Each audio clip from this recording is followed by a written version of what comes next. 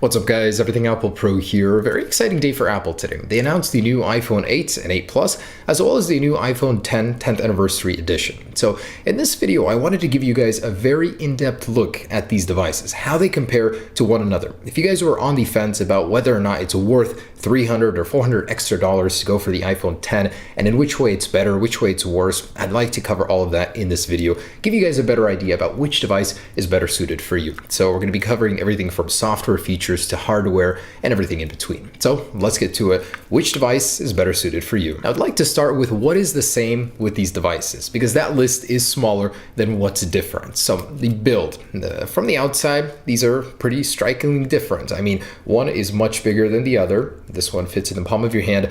This one doesn't. I mean, not so comfortably anyways to use with one hand. This is definitely a one-handed operational device, more or less so than the iPhone Plus series. I mean, this is pretty close in size to the iPhone 8 now. They both feature a very similar design with glass on the front and back, and the actual type of glass is the same on both the iPhone 10 and the iPhone 8 and 8 Plus series, as it is 50% harder than the standard glass on the iPhone 7 and 7 Plus. So that's good in terms of durability. As far as displays go, these guys do have the same technologies when it comes to displays in terms of True Tone, so they will both adjust the ambience of the display to the current color temperature in the room, giving it a more even look. Also, they are both capable of the same brightness. So even though this one is an organic LED display, it is still capable of about 625 nits, the same as the iPhone 8 and 8 Plus. And I was actually wrong about this in my original video. Both of these devices are still using IP67 water resistance. So that means 3 feet for 30 minutes, not longer. I said IP68, and that is just not true. So both are splash resistant, but definitely don't take them in the pool expecting them to survive. Now, the processing power across all three of these devices is the same. So you're going to get the Apple A11 chip with the Neural Engine and A11 Motion coprocessor on all three devices. So they'll all be just as powerful as each other, although it's not confirmed. The iPhone 8 though will be getting a gigabyte less of RAM compared to the 8 Plus and iPhone 10. Now, all of the cameras are 12 megapixel, although only the 8 Plus and the iPhone 10 will be getting the portrait mode. So using an improved version of the existing one, you're going to get that bokeh effect in some certain locations and pictures that you decide to use that on. All of the devices do have the improved flash unit with a 2 times better uniformity when taking pictures in the dark with that flash, so that's good. Both the iPhone 8 Plus and iPhone 10 do have the new portrait lighting mode, which is in beta. And surprisingly, all of the devices can do the 4K 60 frames per second and 1080p at 240 frames per second.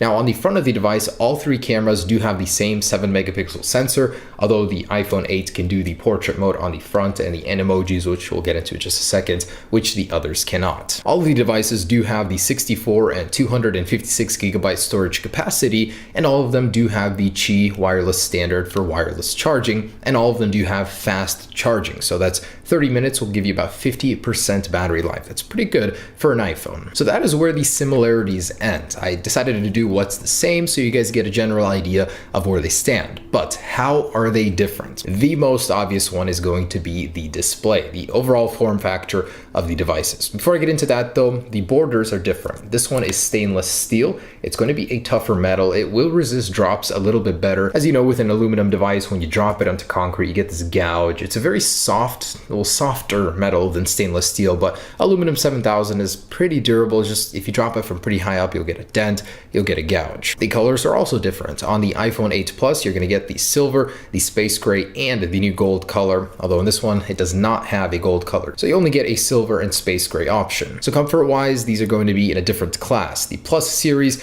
is not so simple to use with one hand. You really got to stretch, and that's why it has reachability. On this guy, it's a lot easier to use with one hand. The iPhone 8 is comparable in terms of screen size, although this one is just a little bit wider by a few millimeters. This one does not have reachability. Instead, you have to go all the way up in order to bring down your notification center and control center. So on the left, if you swipe notification center, on the right, this control center on the actual display. On this guy, it's just a one swipe to get to the cover sheet or notification center as we used to know it in iOS 10. The iPhone 10 will be the thickest of the bunch at 7.7 millimeters, the iPhone 8 Plus at 7.5, and the iPhone 7 at 7.3. Not a very big or bad difference, but Apple has made these devices just a little bit thicker to accommodate accommodate more internals, more battery life. So back to the displays. Obviously on this one you get a full bezel-less experience, top to bottom, edge-to-edge displays with a cutout for the top sensor bar. On the 8 Plus, it's a more conventional square, so nothing too exotic. But the actual display technology is different. You get organic LED display on the iPhone 10, which means an infinite contrast ratio. The blacks are pure black as each pixel can be turned off individually. It's a really impressive screen technology. Colors are going to be a little bit more vibrant. In general, it's just a better display all around. Not to mention the PPI, or the sharpness of the display,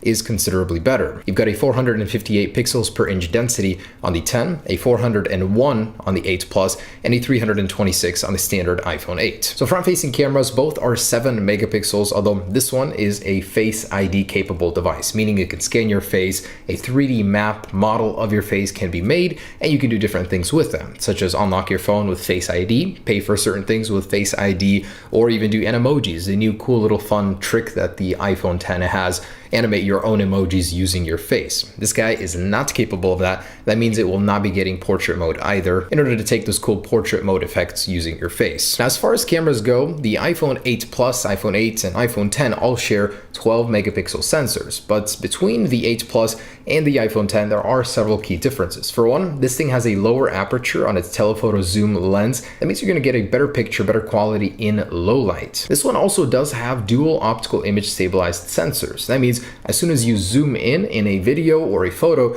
that image will be stabilized, where on this one, that's not the case. It's a lot more juddery. So if you do a lot of zooming, a lot of moving during that zooming, this one is going to be the better choice for you. And a couple of other things. So the whole Face ID versus Touch ID thing. The iPhone 8 and 8 Plus have second generation Touch ID, so same as the iPhone 7 and 7 Plus. Extremely fast, very convenient. You don't have to be looking at your phone to unlock it every single time. Just from the stage demo where Face ID was used to unlock the iPhone 10, it seemed a little bit slow. You had to be looking directly at the iPhone in order for it to be unlocked. So convenience-wise, it seems like there's a little hindrance there already. If you're used to the completely free, no boundaries Touch ID system where you can go ahead and unlock your phone while it's in your pocket without looking at it, that's definitely going to be more of a convenience factor there. I'm sure Face ID will improve with time, but right now it just seems a little bit slower than Touch ID, a little bit less convenient. And actually in the video demo, the video was cropped. Your games will be cropped. The sensor bar literally obstructs a portion of your content, whether you're viewing video or actually playing games. It was a little interesting for me to see that from Apple. I thought they would have cropped the top and bottom with black bars, but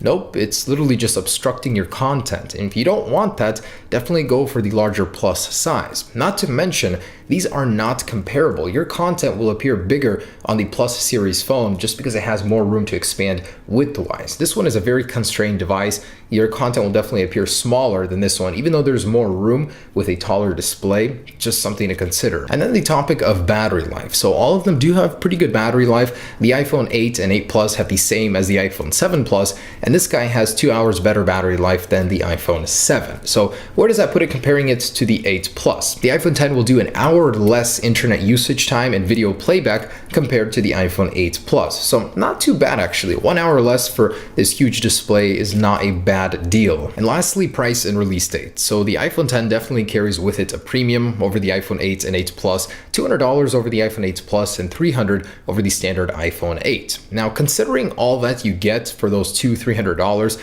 it honestly isn't unreasonable. The Samsung Galaxy Note 8 starts at about $930 to $960, depending on which carrier you have. And although it does offer a lot, the iPhone 8 is still in that category, and it does some stuff that the Galaxy Note 8 can't even do. So definitely not a bad buy, although I totally understand why some people would not be willing to dish out more money for it. The iPhone 8 and 8 Plus series definitely do have a lot in common with the iPhone 10, but just holding these devices, man, you can definitely tell this is in a league of its own. That display, that design, it's unlike anything you've ever seen from Apple before. So personally, $300 in order for me to get this over the standard iPhone 8, I will do that any day. I just honestly think a device like this, 64 gigabyte entry model, Man, they should have done 128. That just seems penny pinching right there for me, and 512 top end model. And lastly, release date and ease of access to these devices. The iPhone 8 and 8 Plus will be mass produced. They're definitely not a huge departure from the 7 and 7 Plus in terms of design, so it was a lot easier for Apple to make